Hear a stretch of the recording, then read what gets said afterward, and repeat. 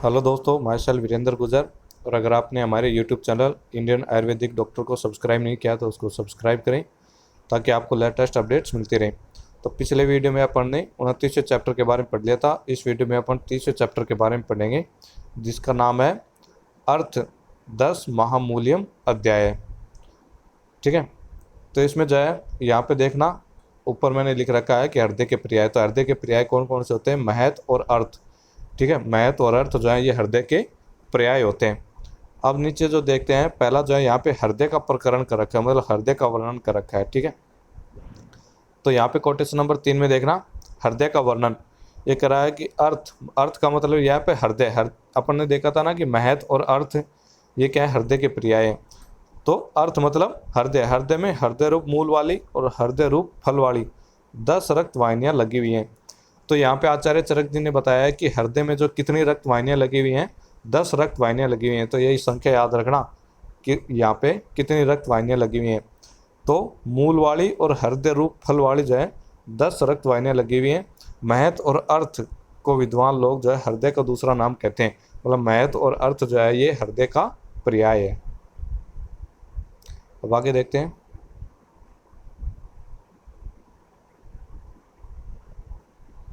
यहाँ पे देखना कोटेशन नंबर 4, इसमें देख रखा है कि हृदय की प्रधानता, कि हृदय को जो है प्रधान क्यों माना जाता है।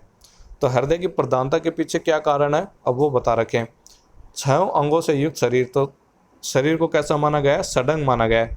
मतलब 2 हाथ हो गए, 2 पैर हो गए, एक मध्य शरीर हो गया और एक ग्रीवा और सिर हो गए। तो इस प्रकार से जो है हर जो शरीर को है जो सडंग माना गया है, 6 अंगों से युक्त माना गया है। तो कह रहा है कि 6 अंगों से युक्त शरीर। विज्ञान, विज्ञान का मतलब यहाँ पे ले गया है बुद्धि से।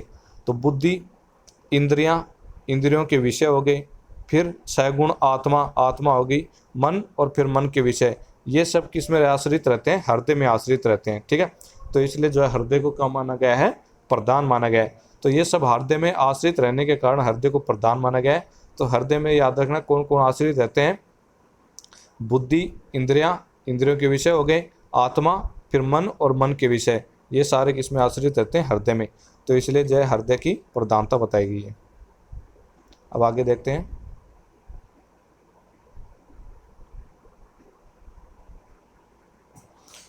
यहाँ पे देखना कोटेशन नंबर 9 में यहाँ पे दे रखा है प्रणीता सर्वदेहिन है। तो ये जो है पीजी के लेवल का क्वेश्चन है।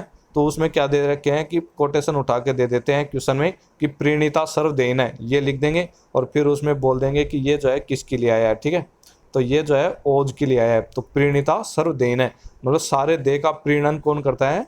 ओज करता है। ठीक है, तो प्रणीता सर्वदेहिन है किसके लिए आया है? ओज के लिए आया है। अब जो है फिर एक और इससे मिलता जुलता आता है, अपन चरक सूत्र 17 में, चरक सूत्र जो है 17 चैप्टर पढ़ रहे थे, तो उसमें आया था कि प्राण है प्राणी नाम। तो प्राणियों का प्राण किसको बोला गया है? तो वो बोला गया वात को। ठीक है, तो प्राण है प्राणी नाम किसके लिए आया है ये पूछा जाए तो वो तो आता है वात के लिए। और प्रणीता सर्वदेहिन है ये किसके लिए आया है? ये ओज के लिए आया है। अब आगे देखते हैं। अब यहाँ पे जो है ओज का वर्णन कर रखा है। तो ओज अपन ने पहले भी देख लिया था कि ओज जो है 2 प्रकार का होता है, पर और अपरोज। तो इसमें देखना, पर और अपरोज से पोषित होकर सभी प्राणी अपने जीवन का निर्वाह करते हैं। मतलब ओज क्या है? सबसे उत्कृष्ट होता है, उत्कृष्ट सार होता है शरीर का। तो ये कह रहा है कि पर और अपरोज से पोषित होकर सभी प्राणी क्या करते हैं? अपने जीवन का निर्वाह करते हैं। तो सभी प्राणियों का पोषण कौन करता है? पर और अपरोज, अर्थात जीवित रहते हैं। ये कह रहा है जिस ओज के बिना सभी प्राणियों के जीवन नहीं रहता है, जो ओज गर्भ के प्रारंभ में शुक्र शोणित के सार रूप में वर्तमान रहता है और जो ओज कलल अवस्था में रस के रूप में रहता है। तो ये कह रहा है कि ओज के बिना है ना सभी प्राणियों के जीवन नहीं रहता। मतलब अगर किसी व्यक्ति का जो है ओज नष्ट हो जाता है तो उसकी मृत्यु हो जाती है, उसका शरीर भी क्या हो जाता है? नष्ट हो जाता है। तो इसलिए ओज के बिना जो है प्राणियों का जीवन नहीं रहता है। फिर ये ओज जो है गर्भ में, ये कह रहा है कि गर्भ के प्रारंभ में शुक्र शोणित के सार रूप में वर्तमान रहता है। मतलब जब शुक्र शोणित का संयोग होता है तो उसमें जो है सार के रूप में जो है वहाँ पे वर्तमान रहता है गर्भ के प्रारंभ में। फिर जो ओज कलल अवस्था में रस के रूप में, रस के सार रूप में रहता है। और जब ओज एक कलल अवस्था आती है, जब गर्भावस्था में कलल अवस्था आती है तो वहाँ पे जो है ये किसके रूप में रहता है? रस के रूप में रहता है। फिर आगे देखना, जब गर्भ में हृदय की उत्पत्ति होती है तब अपने स्वरूप में रहते हुए हृदय में प्रवेश करता है।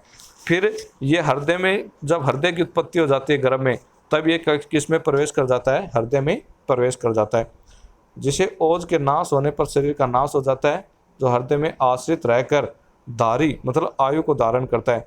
तो ओज का नाश हो गया तो शरीर का भी नाश हो जाता है, और ये हृदय में आश्रित रहकर हृदय में आश्रित रहता है और आयु को क्या करता है, धारण करता है, मतलब आयु को बनाए रखता है। जो शरीर रस का स्नेह है, ठीक है, शरीर रस का क्या होता है, ये स्नेह होता है, जिनमें प्राण प्रतिष्ठित रहता है। जो ओज में क्या है, प्राण प्रतिष्ठित रहता है, क्योंकि बताया गया है ना कि ओज के नष्ट होने पर शरीर भी नष्ट हो जाता है, तो प्राण प्रतिष्ठित रहता है। हृदय उसी ओज को ओजोवय स्रोतों द्वारा सारे शरीर में दमन करता रहता है। तो हर ओज का क्या स्थान हो गया, हृदय। तो ये कह रहा है कि हृदय जो है उसी ओज को क्या है, ओजोवय स्रोतस होते हैं, तो उनके द्वारा क्या करता है, सारे शरीर में दमन करता रहता है। फिर वह इन ओजोवाओं को महाफला भी कहते हैं, मतलब ओजोवय स्रोतस होते हैं, उनको क्या कहते हैं, महाफला, क्योंकि ओज ही इनका क्या होता है, फल है। या ये ओजोवय 10 वाहिनियों द्वारा शरीर के प्रत्येक अंग में ओज को प्रसारित कर शरीर के अंग प्रत्यंग द्वारा अनेक कार्य और कार्य फलों को अनेक प्रकार से निष्पन्न करती है। मतलब ये क्या करता है कि हृदय जो है इस ओज को जो है 10 वाहिनियों के द्वारा क्या करेगा, सारे शरीर अंगों में भेज देगा, शरीर के अंगों में। फिर वो ओज जो है वहाँ पे अंग प्रत्यंगों को उनके अपने अपने कार्य में लगाता है। फिर कार्य फल, मतलब कार्य करने के बाद जो फल की प्राप्ति होती है, तो वो जो है फिर कार्य करने के बाद उनके कार्य फल की प्राप्ति होती है, तो इसलिए इन्हें महाफला कहते हैं। तो मतलब ओज क्या है, फल देने वाला होता है। तो वो 10 वाहिनियाँ क्या होती हैं कि फल को देने वाली होती हैं, तो इसलिए क्या कहते हैं, इनको महाफला कहते हैं। तो इस प्रकार से ओज का वर्णन दे रखा है। ये इतना ज़्यादा इंपॉर्टेंट नहीं है, मैंने यहाँ पे निशान लगा रखा था कि थोड़ा सा, तो इसलिए बता दिया गया है। ये अभी तक इस प्रकार से क्वेश्चन नहीं आया है कि ओज का वर्णन करो, ठीक है। और ऐसे ओज का वर्णन आ भी जाए तो कि पर और अपर ओज दो होते हैं। पर ओज जो है हृदय में आश्रित रहता है, और एक तो हृदय में आश्रित रहता है इनमें से, और एक सारे शरीर में आश्रित रहता है, ठीक है। एक आधा अंजलि होता है और एक कितना होता है, 8 बिंदु होता है। फिर इसमें क्या करो, लिखोगे कि जो है ओज के नाश होने पर शरीर का नाश हो जाता है, और ये जो गर्भ के प्रारंभ में तो शुक्र शोणित में सार रूप में रहता है, फिर कलल अवस्था में रस के रूप में रहता है, और जब गर्भ में हृदय उत्पत्ति होती है तो हृदय में प्रवेश कर जाता है। फिर हृदय के 10 धमनियों के द्वारा क्या करता है, सारे शरीर में प्रसरित होता है, और अनेक ये जो अंग प्रत्यंग होते हैं उनको अपने अपने कार्यों में लगाता है। और इसमें जो है प्राण प्रतिष्ठित रहते हैं। ये पहले बता दिया कि ओज का नाश तो किसका नाश हो जाता है, सारे शरीर का नाश हो जाता है, और ये जो है पूरे शरीर को क्या करता है, पोषण करता है। तो इस प्रकार से ये इनमें लिख देना है। अब नेक्स्ट देखते हैं कोटेशन नंबर 12। तो यहाँ पे जो है धमनी, स्रोतस और शिरा की निरुक्ति दे रखी है। तो पीजी में क्वेश्चन आ जाता है, रेफरेंस पूछ लेते हैं कि धमनी की निरुक्ति कहाँ पे दी गई है, कौन से स्थान में, कौन से चैप्टर में, ठीक है। तो यहाँ पे जो है चरक सूत्र 30 में जो है धमनी, स्रोतस और शिरा इनकी क्या दी गई है, निरुक्ति दी गई है। तो अब धमनी की निरुक्ति देखना, निरुक्ति याद करनी है, धमनी की या स्रोतस की, शिरा की, ठीक है। आगे और निरुक्ति आएंगी तो इनकी निरुक्ति याद करनी। तो इसमें देखना शरीर में जो दमन करती है उसे क्या कहते हैं, धमनी कहते हैं। बस इतनी सी है, धमनी की निरुक्ति लिखो तो शरीर में जो दमन करती है उसको क्या कहते हैं, धमनी कहते हैं। अब स्रोतस के देखना, जिनसे श्रवण होता है उन्हें क्या कहते हैं, स्रोत कहते हैं। तो स्रोतस क्या होते हैं, मार्ग होते हैं ये, ठीक है। जैसे रक्त का मार्ग हो गया, रक्त व स्रोतस, स्वेद व स्रोतस, मतलब जिनसे रक्त जो है जाता है शरीर में, पूरे शरीर में। तो श्रवण हो रहा है तो रक्त क्या हो रहा है, उनमें इन मार्गों में श्रवण होता है, तो जिनसे श्रवण होता है उनके क्या कहते हैं, स्रोतस कहते हैं। फिर शिरा की निरुक्ति, तो जिनमें श्रवण होता है उनको क्या कहते हैं, शिरा कहते हैं। तो इस प्रकार से धमनी, स्रोतस और शिरा की निरुक्ति होगी कि शरीर में जो दमन करते हैं उसे धमनी कहते हैं, जिनसे श्रवण होता है उन्हें स्रोतस कहते हैं, और जिनमें शरण होता है उन्हें क्या कहते हैं, शिरा कहते हैं। अब आगे देखते हैं। तो यहाँ पे जो है जिस प्रकार अपन ने 26वें चैप्टर में पढ़े थे कि वहाँ पे अग्रिय 25वें चैप्टर में पढ़े थे कि वहाँ पे जो है अग्रिय बता रखे हैं, ठीक है। अपन ने देखे थे कि 152 मूल अग्रिय बता रखे हैं, कुल अग्रिय 157 बता रखे हैं। तो यहाँ पे जो है 30वें चैप्टर में भी कुछ बता रखे हैं, तो इनका जो है रेफरेंस भी एक तो याद रखना है कि जो है यहाँ पे कौन कौन से 30वें चैप्टर में जो है कौन कौन से बता रखे हैं। तो इनमें देखना, तत्र अहिंसा प्राणिनाम प्राणवर्धनानाम उत्कृष्टम, मतलब अहिंसा जो है प्राणियों के प्राणों को बढ़ाने वाला उत्तम पदार्थ है, ठीक है। तो मतलब यहाँ पे आ जाए कि प्राणिनाम प्राणवर्धनानाम उत्कृष्टम, तो अपने को क्या लिखना है, अहिंसा। ठीक है, तो ये याद रखना कि प्राणिनाम प्राणवर्धनानाम उत्कृष्टम कौन होता है, मतलब प्राणियों के प्राण का बढ़ाने वाले पदार्थों में उत्तम कौन होता है, वो क्या होती है, अहिंसा। फिर वीर्यम बलवर्धनानाम, तो बलवर्धनानाम में सबसे उत्तम कौन होता है, वीर्य होता है, तो याद रखना। फिर वहां पे देखना 25 चैप्टर में आया था कि कुकुटो बल्यानाम, तो बल्यानाम आए तो कुकुटो लिखना है, अगर बल वर्धना नाम आए तो अपने को क्या लिखना है, वीर्यम लिखना है, तो वीर्य क्या होता है, बल वर्धना नाम होता है। फिर विद्या ब्रंगणा नाम, तो ब्रंगणा नाम कौन होता है, विद्या होती है। ठीक है, तो विद्या क्या होती है, ब्रंगणा नाम। तो ब्रंगण करने वालों में सबसे उत्तम कौन होती है, विद्या होती है। ठीक है, विद्या ब्रंगणा नाम, तो ब्रंगणा नाम का याद रखना, विद्या होती है। फिर इंद्रिय जयो नंदना नाम, बोला इंद्रिय, इंद्रियों पे जय में। ठीक है, अब इसमें हिंदी में देखना एक बार कि मन को आनंदित करने वाले पदार्थों में इंद्रियों पर विजय। अच्छा, तो इंद्रिय पे जय, अगर इंद्रिय पे विजय प्राप्त कर ली तो वो क्या होती है, सबसे ज़्यादा आनंददायक होती है। तो इसलिए दे रखा है कि इंद्रिय जो आनंदा नाम, मतलब इंद्रिय मन को आनंदित करने वाले पदार्थों में जो है सबसे उत्तम कौन होता है, इंद्रियों पर विजय प्राप्त करना। फिर आगे देखना, तत्व अवबोधो हर्षणा नाम, मतलब मन को प्रसन्न करने वाले पदार्थों में तत्व ज्ञान। ठीक है, ये क्या होता है, मन को प्रसन्न करने वाले पदार्थों में तत्व ज्ञान क्या होता है, उत्तम होता है। मतलब अगर अपने को तत्व ज्ञान है, किसी का ज्ञान है, तो मन तो प्रसन्न ही रहेगा। ठीक है, तो मन को प्रसन्न करने वाले पदार्थों में क्या हो गया, तत्व ज्ञान। फिर ब्रह्मचर्य ऐना नाम इति, तो विभिन्न मार्गों में जो है ब्रह्मचर्य सर्वश्रेष्ठ होता है। तो इस प्रकार से जो है इनमें कौन कौन सर्वश्रेष्ठ होता है वो बताया गया है। तो अपने को इसी प्रकार से जो कोटेशन लिख रखा है उसी प्रकार से याद रखना है कि अहिंसा जो है प्राणिनाम प्राणवर्धना नाम उत्कृष्टम होता है, वीर्यम बलवर्धना नाम होता है, विद्या ब्रंगणा नाम होता है, इंद्रिय जयो आनंदा नाम होता है, तत्व अवबोधो हर्षणा नाम होता है, और ब्रह्मचर्य ऐना नाम होता है। मतलब मार्ग, मार्ग सबसे उत्तम मार्ग कौन सा बताया गया है, ब्रह्मचर्य का मार्ग। तो अब नेक्स्ट देखते हैं आयुर्वेद विद का लक्षण। तो यहाँ पे आयुर्वेद विद के लक्षण बता रखे हैं। ठीक है, तो इसमें देखना कोटेशन नंबर 16 में आयुर्वेद विद के लक्षण ये कह रहा है कि अलग अलग वाक्यों द्वारा, वाक्यार्थों द्वारा या फिर अर्थ अवयवों द्वारा किसको, तंत्र। ठीक है, कौन सा तंत्र है, शास्त्र है, स्थान उसमें कौन सा स्थान है, फिर उस स्थान में कौन सा अध्याय है, अध्याय, और फिर उस अध्याय में जो है कौन सा प्रश्न है। तो इस प्रकार से दे रखा है कि अलग अलग वाक्यों, वाक्यार्थों, अर्थों द्वारा तंत्र, स्थान, अध्याय और प्रश्नों को कहने वाले को आयुर्वेद शास्त्र का जानने वाला समझना चाहिए। मतलब उसको क्या कहा जाता है, आयुर्वेद विद कहा जाता है। तो इस प्रकार से याद रखना कि क्वेश्चन आ जाए कि आयुर्वेद विद के लक्षण लिखो, तो इसमें क्या लिखोगे कि अलग अलग वाक्यों द्वारा, वाक्यार्थों द्वारा, अर्थ अवयवों द्वारा, तंत्र, फिर उसमें स्थान, फिर अध्याय, फिर प्रश्न को कहने वाला जो है आयुर्वेद विद कहा जाता है, या फिर आयुर्वेद शास्त्र को जानने वाला कहा जाता है। और यहाँ पे जो मैंने लिख रखा है कि तत्वविद के लक्षण जो है चरक सूत्र 1 में आए थे, तो आयुर्वेद विद के लक्षण 2 चरक सूत्र 30 में है, और तत्वविद के लक्षण कहाँ पे थे, चरक सूत्र 1 में थे। अब आगे देखते हैं।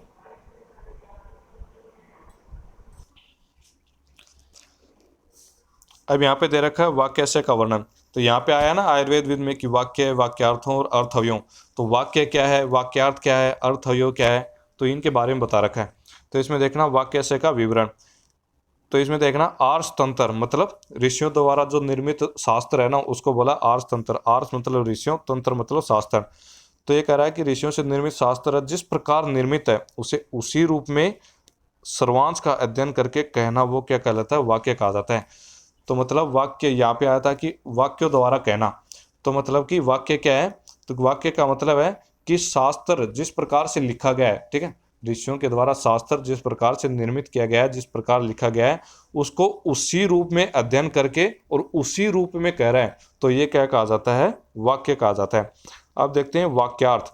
तो वाक्यार्थ किसको बोलते हैं, ये कह रहा है कि शास्त्र के अर्थों को भली प्रकार जानकर विस्तार से या संक्षेप से प्रतिज्ञा हेतु उदाहरण उपनय निगम इनके द्वारा क्या है समझाना।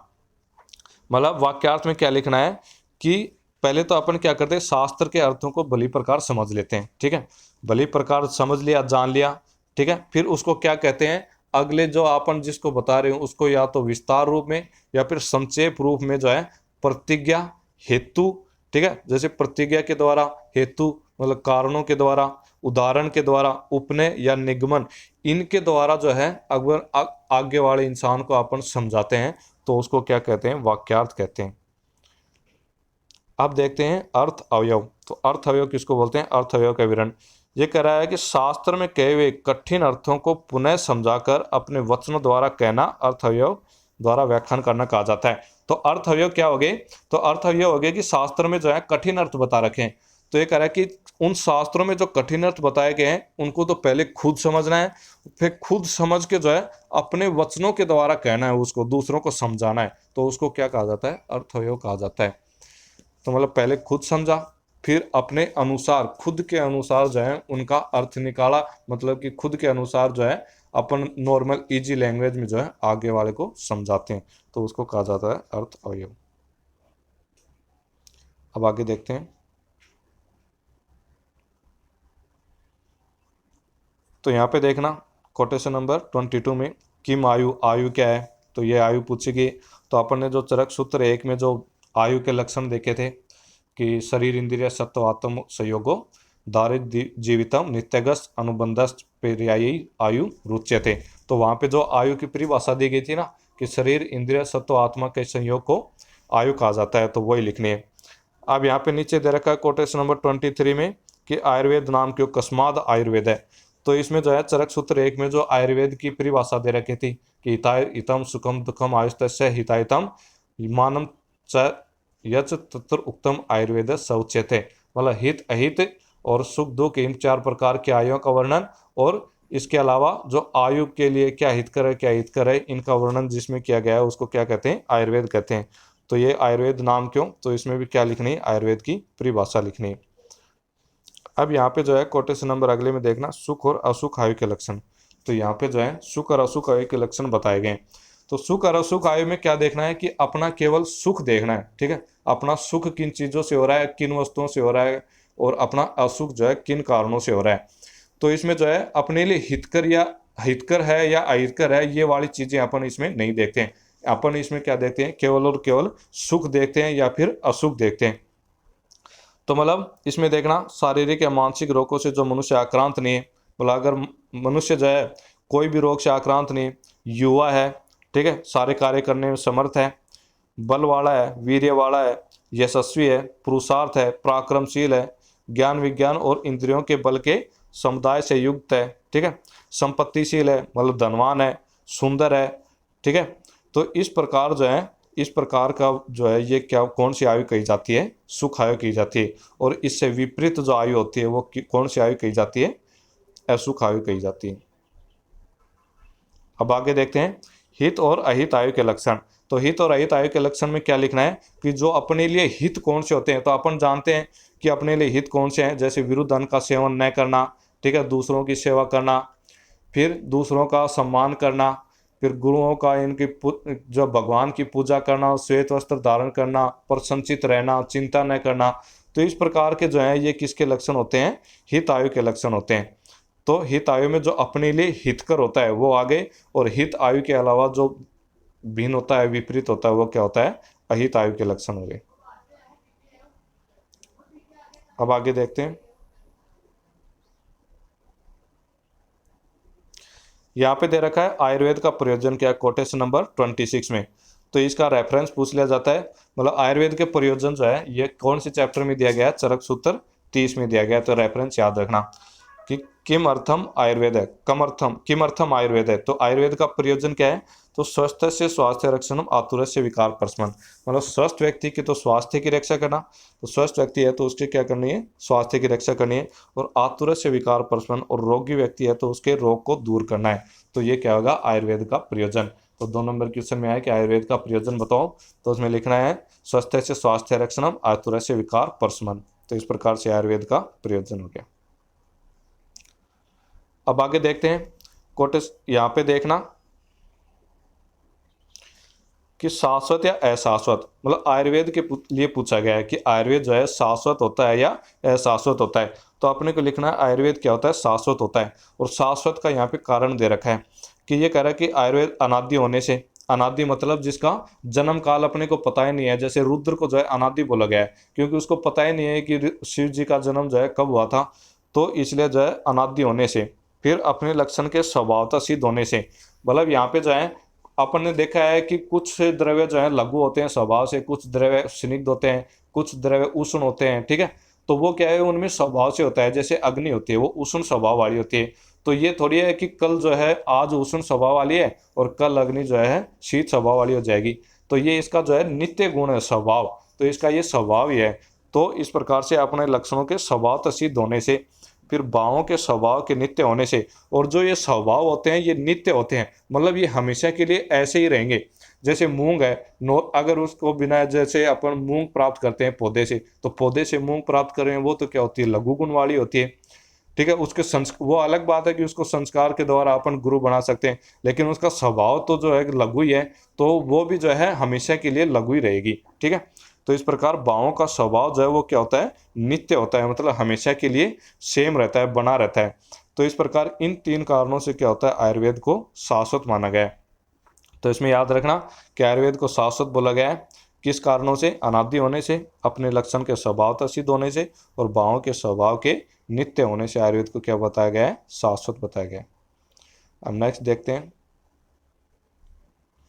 तो ये जो मैंने बताए थे वही बता दें कि अनादिवाद कि जिसका प्रारंभ काल ज्ञात न हो उसको अनादि बोलते हैं।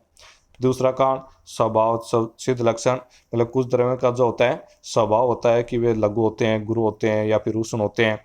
फिर इसमें बताया गया है कि अग्नि में उष्णता हमेशा मिलेगी, जल में दृढ़ता हमेशा मिलेगी, तो ये तो नित्य होते हैं ये स्वभाव, तो वही बता रखा है, ठीक है।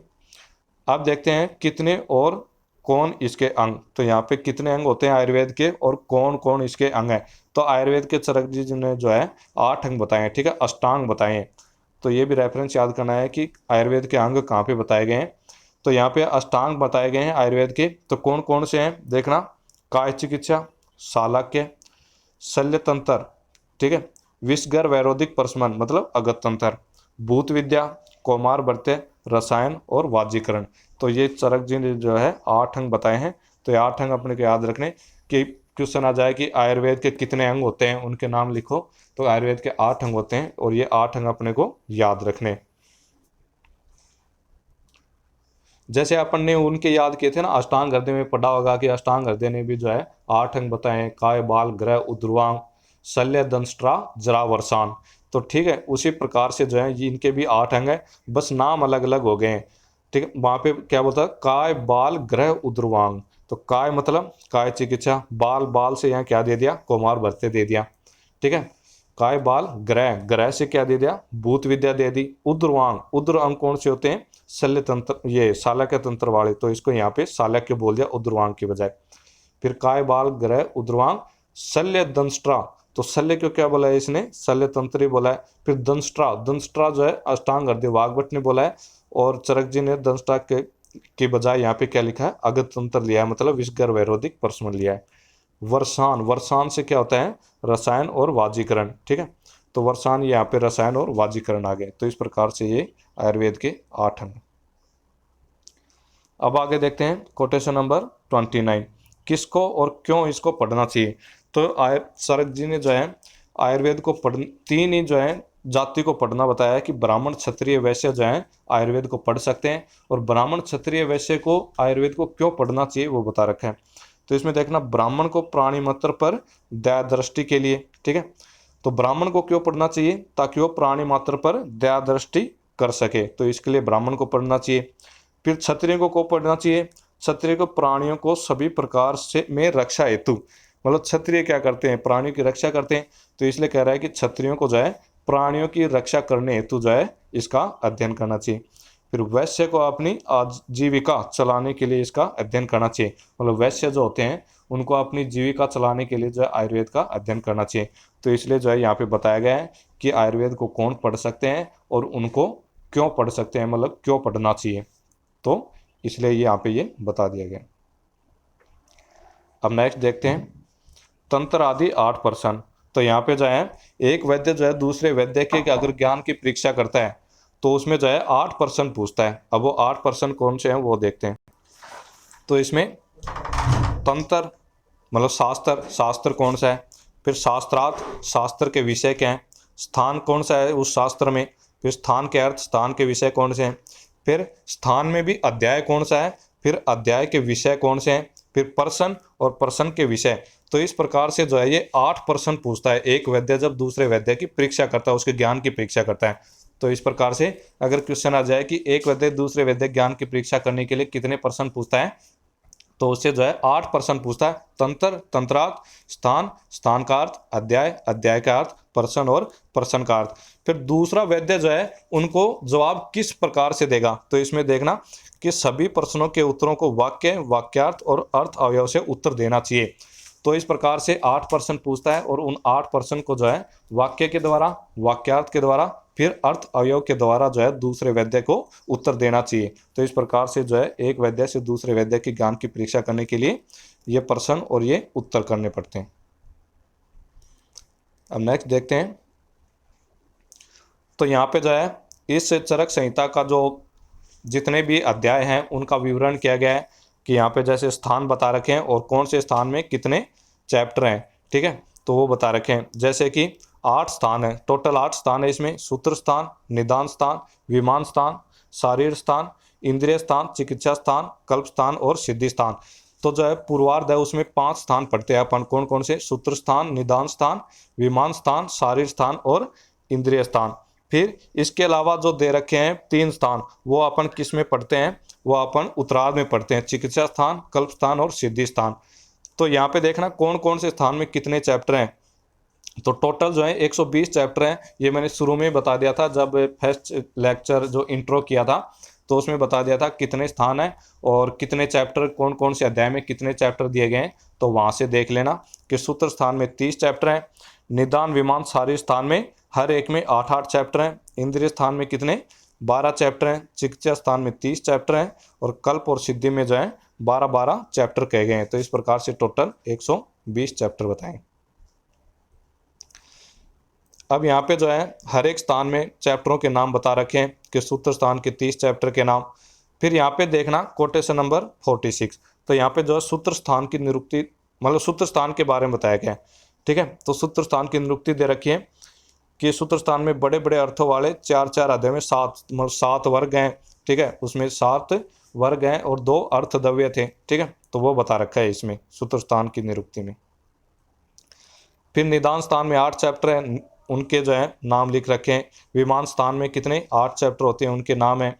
फिर शारीर स्थान के 8 चैप्टर। तो इस प्रकार से हर एक स्थान में जितने भी चैप्टर हैं उनके जो है यहाँ पे नाम लिख रखे हैं कि कौन कौन से जो है चैप्टर आए हैं। अब यहाँ पे देखना प्रश्न का लक्षण, कोटेशन नंबर 69। तो इसमें जो है प्रश्न का लक्षण दे रखा है, मतलब प्रश्न की परिभाषा दे रखी है, ठीक है। तो ये जो है देखना एक बार 2 नंबर क्वेश्चन में पूछ सकते हैं कि शास्त्र में जहाँ जिस स्थान पर जिस रूप में विषय कहा गया हो उसे उसी रूप में प्रश्नकर्ताओं का पूछना प्रश्न कहा जाता है। मतलब शास्त्र जो है, शास्त्र जैसे चरक संहिता है, ये शास्त्र है।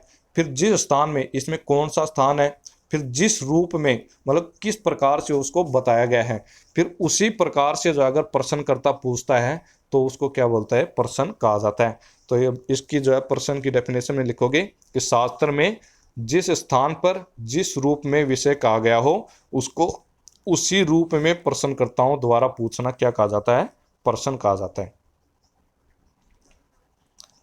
अब यहाँ पे जो है तंत्र आदि शब्दों की निरुक्ति दे रखी। तो दमनी, स्रोत, शिरा की निरुक्ति पहले ही देख ली थी अपन ने। अब तंत्र और विषय, इन स्थान की निरुक्ति देख लेते हैं। तंत्रण करने के कारण ही तंत्र कहा जाता है। तो तंत्र की निरुक्ति क्या है कि तंत्रण करने के कारण क्या कहा जाता है, तंत्र कहा जाता है। अब जो है स्थान की निरुक्ति देख लेते हैं कि विषयों को उचित स्थान पर जहाँ रखा जाता है उसे स्थान कहते हैं।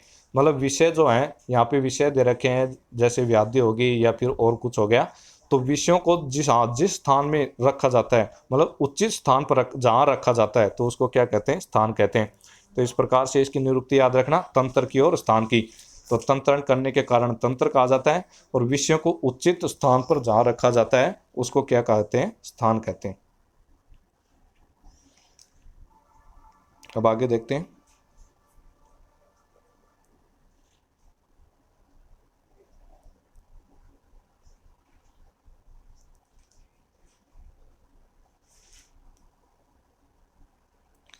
अब यहाँ पे जो है सूत्र स्थान की निरुक्ति दे रखी, तो पहले तो स्थान की निरुक्ति आई थी, अब यहाँ पे दे रखा सूत्र स्थान की निरुक्ति कोटेशन नंबर 89 में। अब इसमें देखना कि जिस प्रकार फूलों को एकत्रित करने में सूत्र की आवश्यकता होती है, अर्थात डोरे में फूल संगठित हो जाते हैं, उसी प्रकार विभिन्न विषयों को एकत्र करने के लिए सूत्र स्थान की रचना महर्षि ने की है, अर्थात माला के समान यह स्थान विभिन्न विषयों का संग्रह है।